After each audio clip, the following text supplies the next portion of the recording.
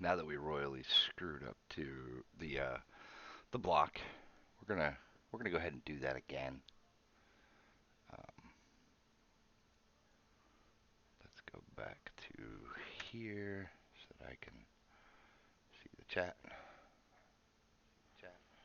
And I'm gonna mute myself so that you guys don't have to hear me twice in my Discord or in my stream.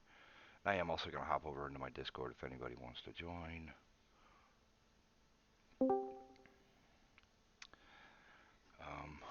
So we're gonna remake the block. I'm not gonna go through. I'm gonna go through everything required, but I'm not gonna manually set it all back up. Um, so again, we're gonna make a block action, um, and the block action is already built into the sample project on aim, which is going to be right mouse button or right trigger, left trigger on the controller. He's already got it set to trigger the block action. So if you're looking at the 4.24 template, this is actually in the blueprint that's in the framework. Um, in the next version, it'll be moved out. It'll be fantastic. So, well, as birds attack my walls again, or my doors. Um, so we're going to trigger an action block. Well, what does that mean? Well, when we set up our attack, we created a new move set called Sword and Shield, which was already there, but we're using it now. So we had our attack. Next, we need to add, this part I will reset up because this is easy. So we're going to delete that. So right now we only have attack. Tell, come in, pick up our sword, and we can attack still. So we're good there. So again, right mouse button is going to trigger block. So what do we need to do? Well, we need to set up a couple things. We're going to need to set up a montage. Well, let's set up the action in the blueprint itself. So again, we are under moveset actions. These are actions under a given specific move set. So right now, we only have one action, and that's attack. So we're going to add another, and then it's going to re-expand everything because it thinks I want everything expanded. Thanks. And we're going to say on this action, we are doing action.block. And so we're gonna need a montage and an action. So I created a single frame block montage prior. Literally, I just went into my right shield and trimmed the animation down to a single frame where his shield is up and he's blocking. Um, and then, so we can use that. Um, if you have questions about how to make a single frame animation montage like that, let me know. I'll show you how to do it real quick. I literally just went out and picked a frame, right click removed all before it, right click removed all after it, and that created my animation sequence as one frame, and then I just created it as a montage. Now what I will say is that unlike the attack montage, you'll notice we don't have um, any ACF framework notification, and that's okay. Because what I didn't do the last time is I didn't tell it to not care. But first, we're going to have to build the action to put there, which, again, already did, but I'm going to walk you guys through it. So all actions start on action started. So when this is triggered, the and something is bound to the block of that event or gameplay tag, it's going to start here. So in this case, again, we want to always call the parent. Then we're going to check the character owner, make sure he's valid. Always check your things before to make sure they're valid. Then we're going to start an additive animation. And the additive animation is under the move set. The additive animation for this one is this blend to make his sword and shield go up and down. Pretty easy, pretty simple, pretty straightforward. Um, so then, now we're in our block blend tree. And then, of course, because we're blocking, we're going to set it down to walking. We can't run and block unless you want that. I mean, you don't necessarily have to put that there. Then, the last thing we're going to do is we're going to bind to a couple events when we start this action. We're going to bind on the character owner on damage received and on the statistics event when an attribute is being modified. So when we receive a damage event, we want to execute. When we receive an attribute modification, we're going to check the owner and we're going to get the stamina. And if the stamina is less than or equal to 0, we're going to go ahead and you can't block anymore if you don't have any stamina. For those of you that joined me an hour ago, sorry, you get to hear this all over again. So, and just so that we can see,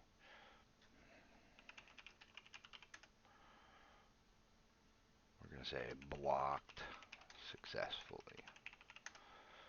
Just so that we can kind of visually see something in case the animation doesn't really look like it, or if you still get hit around your shield, some of that. So, as we can see on the character, when we hold down aim, it's going to trigger that action. When we let go,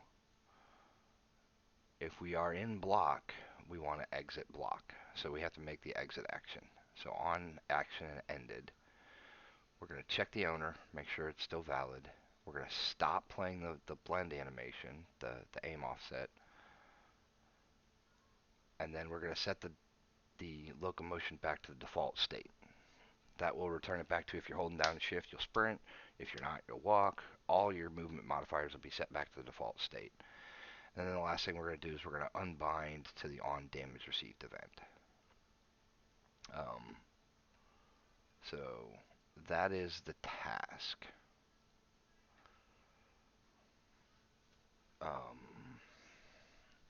Now, or that's the action, I'm sorry, not task.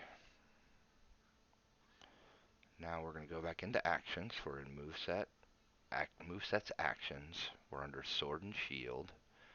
We don't need attack, we need block. So we're going to go ahead and set that to my block.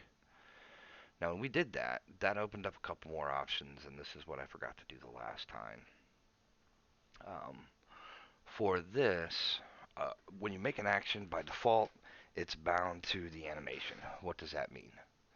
That means in our attack montage, it's waiting for these events. That's what that means. Well, this time we don't want to do that. We just want it to fire as soon as we initiate it. And then that should cover us. Now, if you wanted to play an animation effect or a particle effect, or if you wanted to do some more attribute modification, you can set cost requirements for this. And I am under shoot. Good job. Under, no, shoot, I need to make sure I didn't change shoot, because that'd be bad. I did change shoot, didn't I? Yeah, don't change shoot. We want to go to our block. We want to change our block.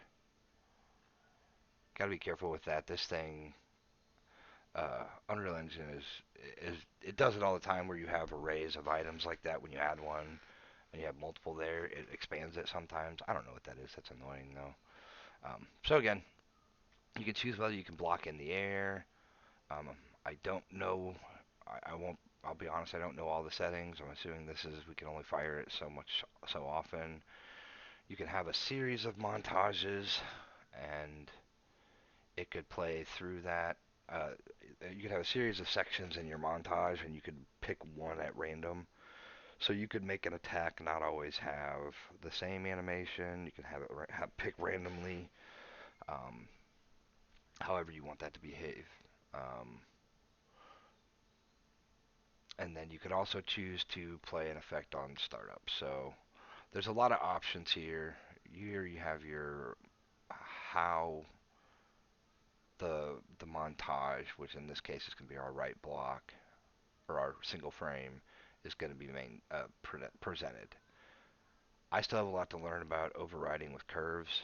Um, I'm going to work through that, but for now I'm just going to use root motion. Um, so then the last thing that I know I thought I covered, but we'll get to it and cover it just in case. I made a new sword for when I'm carrying a shield. To stick with the way this works out of the sample project, when I pick up a sword, if it's the sword for shield, then I'm automatically going to equip the shield in my left hand. Um, we're going to change the move set here. Unlike our regular sword, its move set is single-handed, right? Well, in this one we want it to be sword and shield because we're picking up the shield. Um, this is You could do this how you wanted. You wouldn't have to set a left-hand class. Um, you can create your own item slots. So if you're doing like an RPG game where you want to have a right hand and a left hand, and you can sometimes dual wield, you can sometimes use a sword and shield. Really, all you have to do is evaluate what's in each slot and cue the right move set therein. Um, I may do an example of that one day. It's not on my agenda to yet, but I'm sure I'll get to it one day. And that just gives us to where we pick up a singular item and can put it in left hand or right hand. This framework is flexible enough to be able to handle it. But for now, we're going to take the easy way and we say, hey, when we pick up this sword, we're going to pick up a shield. I may have covered that already in the previous video, so if I did, I'm sorry. You can just sleep through that last like minute and a half. So we're going to go into our shield. We're going to check our shield. Everything's copacetic there. Um, if we find a shield by itself, it's labeled as shield. Everything is happy honky-dory. So, we double check everything. We've set our sword to sword and shield. And we're equipping the shield in the left hand. Which means that we will be in this move set. And we'll be able to initiate actions from sword and shield. And for the action block, we will play this montage and initiate that. So again, the most important thing is in this action, go ahead and unbind the action to the animation. And let's see if this works.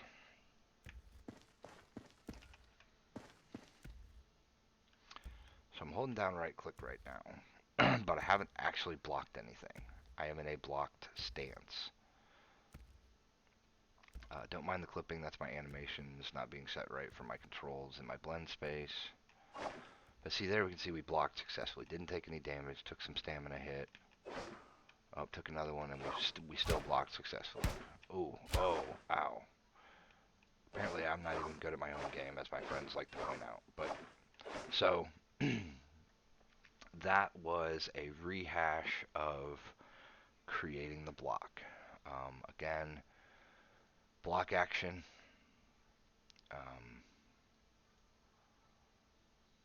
I will probably see if Pask's minds if I post this into Discord somewhere. But again, we're going to call the parent action. We're going to start our blending animation. So And then we're going to set the locomotion state to walking, and we're going to start listening to the event. And we're going to delete that because otherwise I'll get a blocked message all the time. And then we're also going to bind to the stats component, and when an attribute is modified, we're going to check to see, do we have enough stamina to still be blocking? Because when we take the hit, it's going to cost us stamina.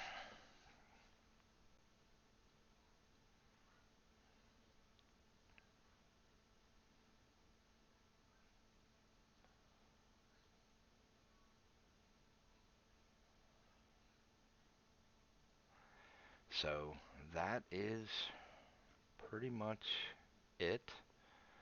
Um, if anybody has any questions, I'm going to be restarting my stream here in a few minutes. And I am just going to stream messing around. This is going to be a tutorial video. Um, I'm going to be messing with the AI a little bit, and I may try to mess with the mount system a little bit. Um, I want to get prepared to do some videos. I was going to do AI first, but the more I thought about it, the more I thought there's a lot to it. So the mount might actually, even though there's no documentation currently, which I know he's working on adjusting, um, this, I know a lot of people are looking for how to use this, so I'm going to see if we can't figure that out together. And if we figure it out on live stream, then I'll go ahead and make a video on how we did it. So stick around. Um, Again, thanks for coming by. Subscribe if you like. I don't really want the support from a financial perspective. I'm doing this because I love this framework and I think it's really good and really flexible. Um, it just came out about a week ago, so this is just getting used to it. So stick around and we'll see you later.